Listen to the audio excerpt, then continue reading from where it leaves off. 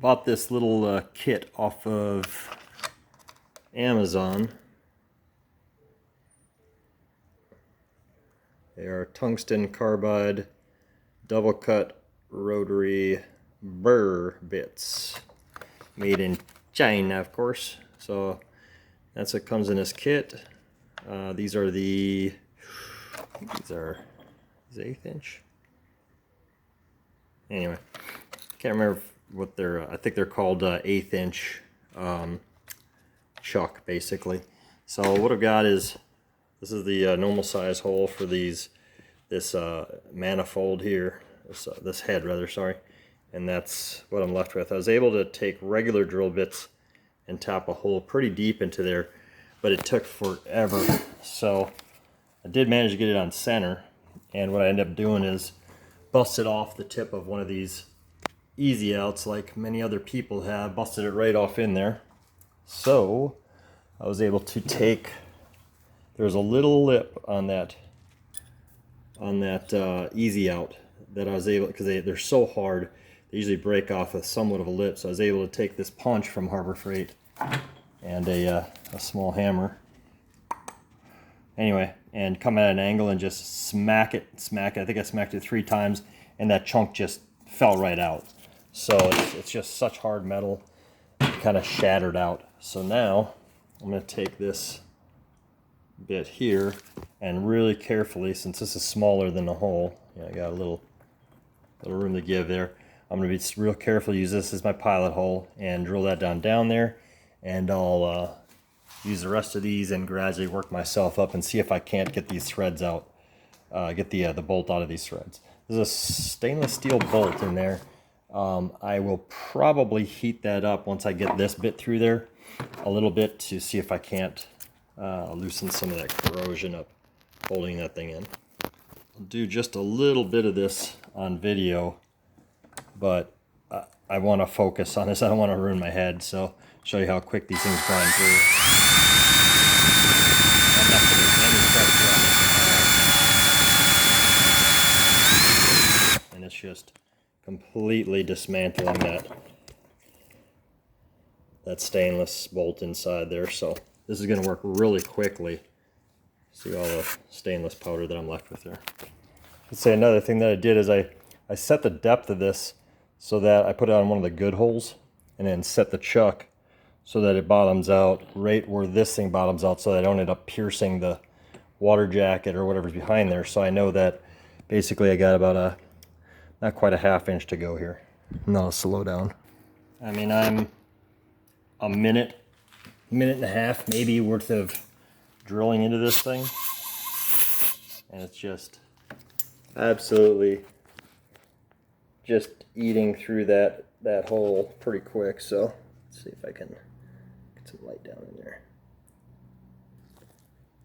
So this is for the couple bucks that you pay for these. I think this is like $10, $11 or something on Amazon.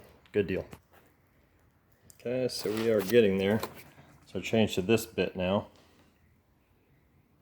A little more rounded off, a little larger diameter, but again, it still fits in this empty hole, nice and easy. Sorry with the focus, and doesn't bottom out. So we'll get that plunged in there next.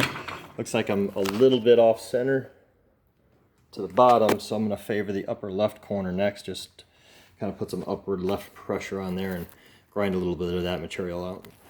And then once again, I'll fall back on good old Harbor Freight tools, the 40-piece metric tap and die set, and now I just got to figure out, I don't do this on a regular basis, so just got to figure out what to use to tap that one out by testing it in one of these holes here, cleaning those holes out first, and go from there. Hopefully, I mean, I can see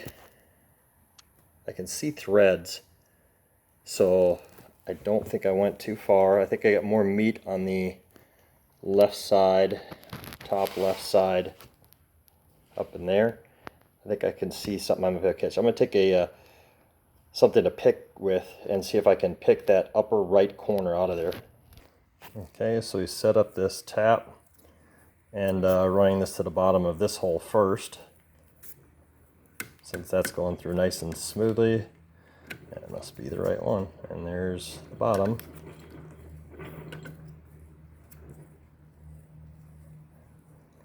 I put a little bit of this 3-in-1 oil on there just so I'm not doing anything, cutting anything I'm not supposed to. All right, so I cleaned out all these holes just because, and again, I can see the threads are exposed at the bottom there. It's hard to see in this camera. There you go. But I don't know if this is going to work or not. I got to be real careful so I don't screw something up. So I'm going to do this off camera. Okay, and it feels like it started nicely in the hole. So I keep putting oil down on these reliefs, and I'm going to keep backing this out quite a bit to blow that hole out, the air compressor, just to take away the waste material as I go here. I don't want to get too much impacted in there and end up screwing up. Let's see if we can, if I can focus on this. So there's some material that's starting to pack up right in that relief. Not as much on the other side, but that's what I'm trying to avoid, packing up in there too tightly.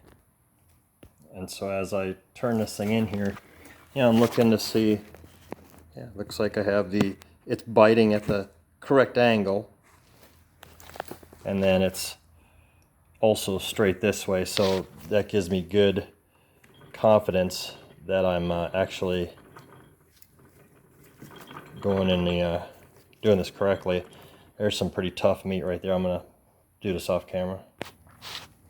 Okay, and there we should have it. It's tight. It's all the way to the bottom, and it's just as tight as the other ones because it was nicking this lug when it got tight. So that should be all cleaned out.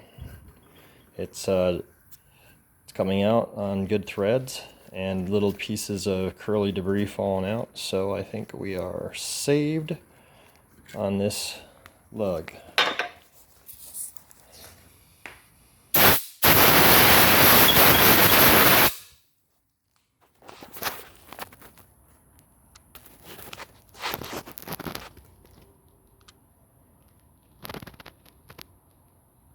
Looks like we have some decent threads in there. I mean, that's a normal one.